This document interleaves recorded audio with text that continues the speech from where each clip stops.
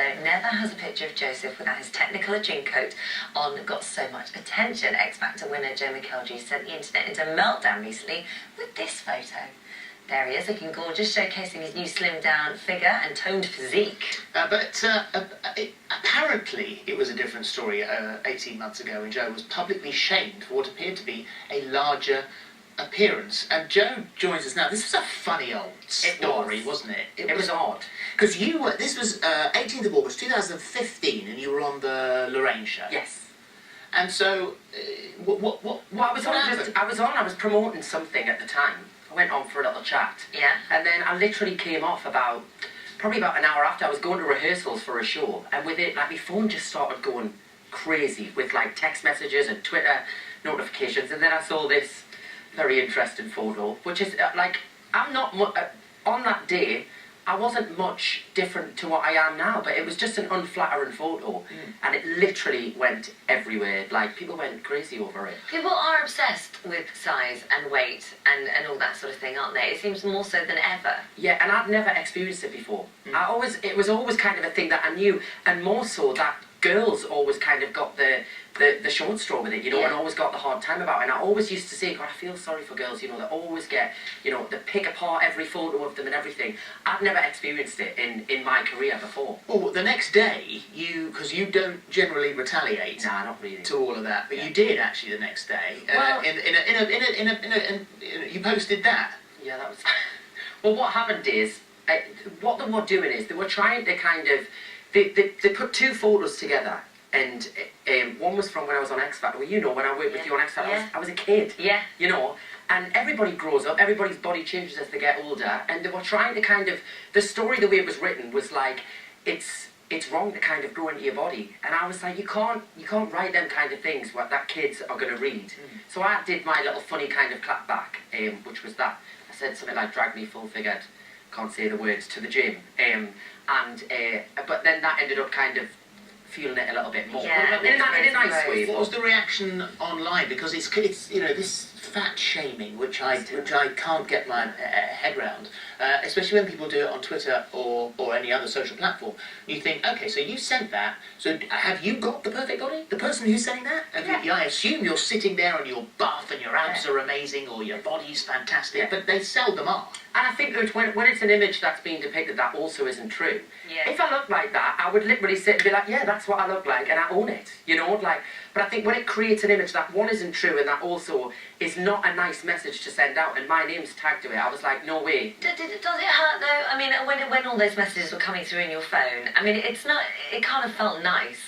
Yeah, I mean, well, when I said the one the day after, everyone was like, yes, go on, you know, and really kind of got behind us. But I'm used to that, you know. With my job, you kind of just got to take it with a pinch of salt. Well, I mean, the picture that you posted recently, which is for Joseph, of course, looking fantastic. Yeah, I mean, that's, yes. Look at you there. It's fantastic. Are you loving it? It's great. Do you know, I hated being in the loincloth for the first couple of weeks. It took because when I first came off X Factor and stuff, you know, you get all the offers, will you do a topless foot? And I used to be like, point blank, no way, could think of nothing worse. And then when the opportunity obviously came around to be a part of Joseph, the first thing I thought was like, oh my God, loincloth, like, I can't do it. And I used to be behind the, like, waiting for the reveal of it. You go in the prison cell, and every night I used to be like, oh my God, here we go. And then I just used to flick into, like, performance mode and just do it. But now I've become so used to it. I spend every day, like, half the day like that. Is that loincloth the bane of every Joseph? Yeah, I think so. I mean, I never had a body like that, really, because I went to the gym and came flying off the back of a running machine and thought, I can't be bothered with this. Yeah, so I never quite looked like that. I mean, people do see me, like, running like a madman down the corridors of the venues, like, working out and stuff. Yeah. And I think they must think, oh God, that poor boy. Do you work out? I mean, because you think, you're doing 10 shows a week at the moment, so you think that would be enough, but do you find time to... Well, I think your body gets used to that, you know. It's tiring, but your body gets used to it eventually. And what happens is, for the first 6 weeks, you start eating, thinking, well, hey, I can get away with this because it's 10 shows a week, and then all of a sudden, your body's kind of used to the normal routine, and before you know it, But it is the most brilliant feel-good show. Yeah, it's there incredible. was not a night that you came out of theatre and people weren't wandering out going, oh my God, what a fun show It's that the is. music, you know, the story's great and the music, and it's that thing that even we start sometimes, you know, and you're a little bit tired, and as soon as them big chords kind of strike in with the orchestra and everything, you're like, right, I'm ready, here we go.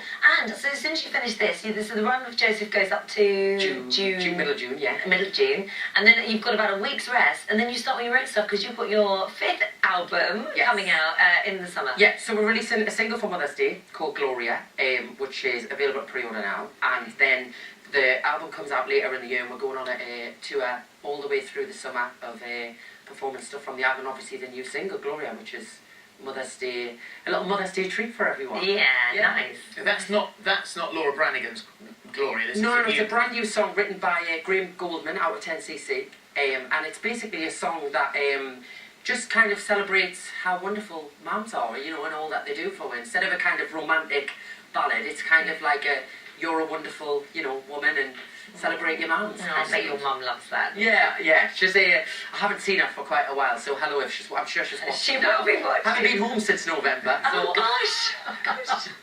Yeah.